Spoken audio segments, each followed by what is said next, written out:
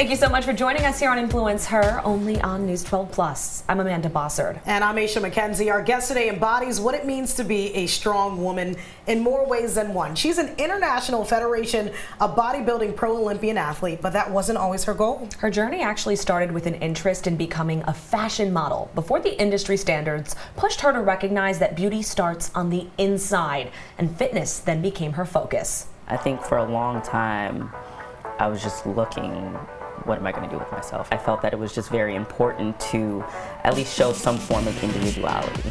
All of the stuff that I've done beforehand has to lead up to something. There has to be a purpose somewhere. And I definitely think that that's where it led me. Everything just led into that. There's a reason for everything. And joining us today to talk about her story is Zenobia. Thank you so much for coming in our studios today. We are so excited to have you and learn more about you and your journey, which has been so impressive. Incredible. So you started off as a fashion model. Yes. So how did we get from fashion model to who you are today? Okay, well, I started fashion modeling while I was living in Schenectady, New York. But I needed to actually make the transition down to New York. Just the travel back and forth was just becoming a little too hectic for me. So it's kind of like the best decision to do that. With that being said, you know, I'm 5'4". I didn't do too bad. Did a few New York Fashion Week runway shows, this, that, and the third. But as much as I really loved walking on the runway and being able to meet designers and networking and all that, and the creativity behind the modeling, but I unfortunately suffered an eating disorder. I ended up being bulimic for quite some time. And I just got tired of just the industry standards of just wanting me to be so small. One example, I did New York Fashion Week, and the designer told me, look, I'd like you to be on this cleanser.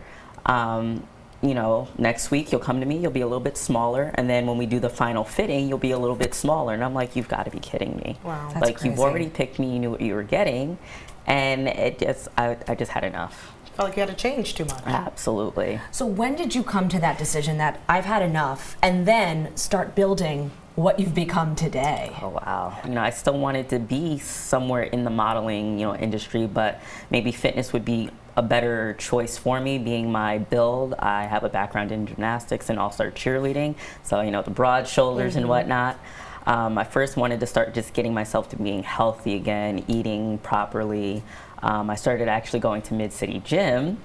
Met a few competitors there, and a guy approached me and said, you know, have you ever thought about bodybuilding? And I'm like, no.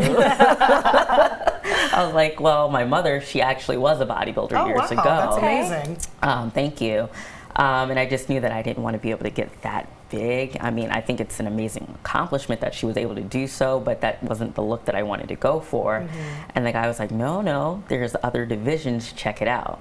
So I took the time, I did my research, and the first division that came up was the figure division, and I was just blown away. Like, these women are still just extremely feminine, and the muscularity was just amazing. So I knew that's where I wanted to be. How did you build yourself up within that division? How did it start from that conversation to everything that you've been able to accomplish?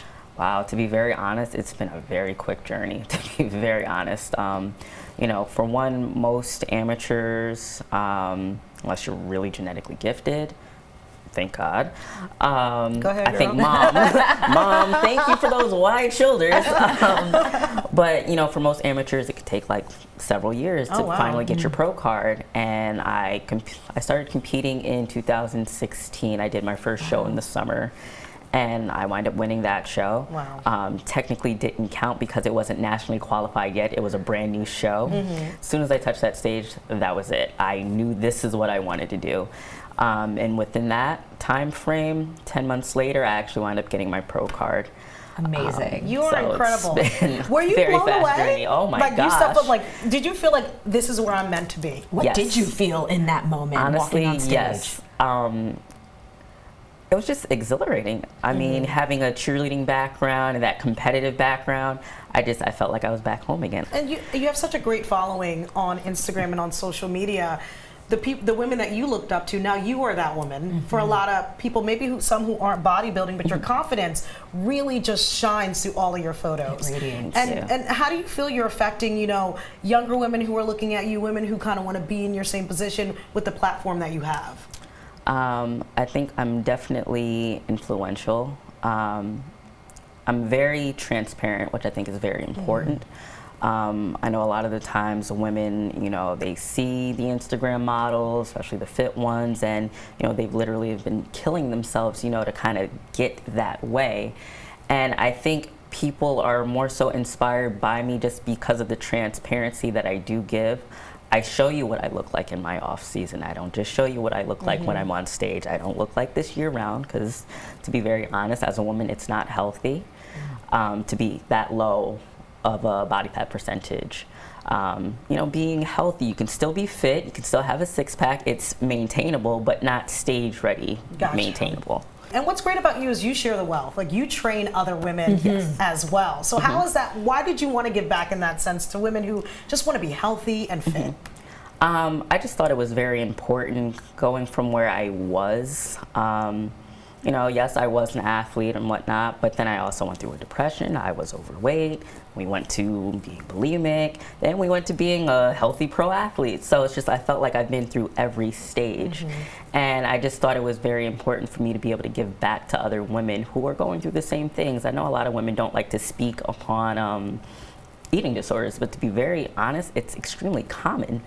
And I'm very open and I'm very honest about it. And you being vocal with your story is probably helping to heal somebody else who's going through something similar. And you're being such an inspiration to all of those that you train, but also all of those that follow you on Instagram and everyone watching you compete too.